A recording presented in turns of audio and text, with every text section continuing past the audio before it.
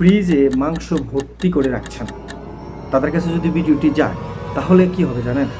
তারা হয়তো ভিডিওটি দেখার পর তাদের মধ্যে একটা পরিবর্তন আসবে যে যাই হোক, আমি ফ্রিজে মাংসটা রাখার আগে অন্তপক্ষে এক বাটি মাংস পাশে দাঁড়িয়ে থাকা মায়ের হাতে তুলে দিয়ে আসি।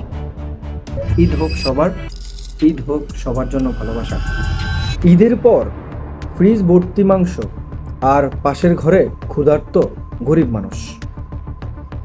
ঈদ আসে, কোরবানি হয়, ঘরে আসে মাংস, ফ্রিজ ভর্তি করি, আত্মীয় স্বজনদের বাসায় পাঠাই, কিন্তু একবারও কি ভেবেছেন পাশের ঘরেই কেউ হয়তো ঈদের দিনও এক টুকরো মাংস ছাড়াই কাটিয়ে দেয়? ঘরে মাংস থাকলেও কারো ভাগ্যে থাকে না এক টুকরো। এই তো আমাদের সমাজ। আসসালামু আলাইকুম। ভিডিওর ইন্ট্রো এবং টাইটেল দেখে আপনারা বুঝতেই পেরেছেন যে আজকের ভিডিওটি কতটা গুরুত্বপূর্ণ হতে যাচ্ছে।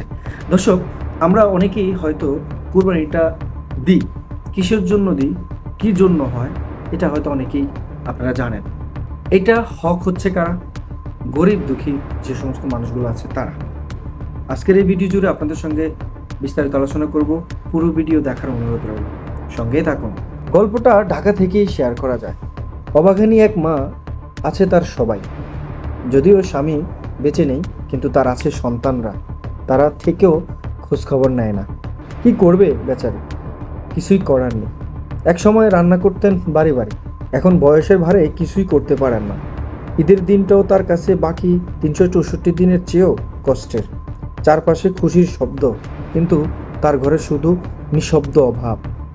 3 বছর ধরে কোরবানির ঈদে কেউ তার ঘরে মাংস নিয়ে আসেন।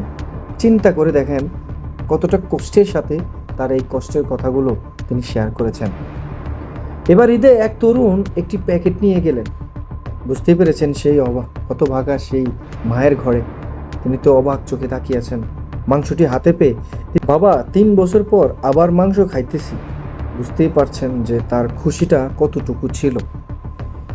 এই এক টুকরো মাংস যেন তার কাছে পুরো ঈদের আনন্দ এনে দিল। শুধু এইভাবে একজন হতভাগা মা বা হতদরিদ্র মায়ের গল্পটা শুধু আপনাদের কাছে তুলে ধরা হলো। এভাবে অসংখ্য হতদরিদ্র বাবা মা, আত্মীয় স্বজন অনেকে দেখবেন যে এইভাবেই তারা পড়ে আছে একটা স্বপ্ন, একটা আশা নিয়ে। হয়তো কেউ তাদের উপর দয়া করে হয়তো তাদেরকে এক টুকরো মাংস দেবে সেই আশায়। ঈদের কোরবানির প্রকৃত শিক্ষা শুধু পশু জবাই নয়, বরং ত্যাগ ও ভাগাভাগির মাধ্যমে সমাজের দরিদ্রদের পাশে দাঁড়ানো। আমরা যদি ঈদের খুশি ভাগ করে না নেই, তাহলে এই কোরবানির শুধুই রক্ত ঝরানোর একটা উৎসব। আল্লাহ ত্যাগের মূল্য দেন, মাংস না, রক্ত না। আল্লাহ চায় আমাদের হৃদয় থেকে দেওয়া ভালোবাসা। ফ্রিজে 1 কেজি কম রাখলে ক্ষতি হবে না, কিন্তু সেই 1 কেজি দিয়ে কেউ পেট ভরে খাবে, হাসবে, দোয়া করবে।